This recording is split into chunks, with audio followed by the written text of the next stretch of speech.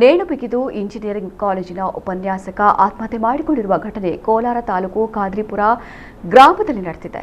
36 ವರ್ಷದ ಮುನೀಶ್ ಆತ್ಮಹತ್ಯೆಗೆ ಶರಣಾದ ಉಪನ್ಯಾಸಕ. ಮುನೀಶ್ ಅವರು ಕೋಲಾರದ ಇಂಜಿನಿಯರಿಂಗ್ ಕಾಲೇಜೊಂದರಲ್ಲಿ ಉಪನ್ಯಾಸಕರಾಗಿದ್ದರು ಎಂದು ತಿಳಿದುಬಂದಿದೆ. ಘಟನೆ ನಡೆದ ಸಮಯದಲ್ಲಿ ಪತ್ನಿ ವೇದವತಿ ಕೆಲಸದ ನಿಮಿತ್ತ ಮನೆಯಿಂದ ಹೊರಗೆ ಹೋಗಿದ್ದರು. ಈ ವೇಳೆ ಮನೆಯಲ್ಲಿ ಒಬ್ಬರೇ ಇದ್ದ ಮುನೀಶ್ ನೇಣು ಬಿಗಿದುಕೊಂಡು ಆತ್ಮಹತ್ಯೆಗೆ ಶರಣಾಗಿದ್ದಾರೆ ಎಂದು ತಿಳಿದುಬಂದಿದೆ.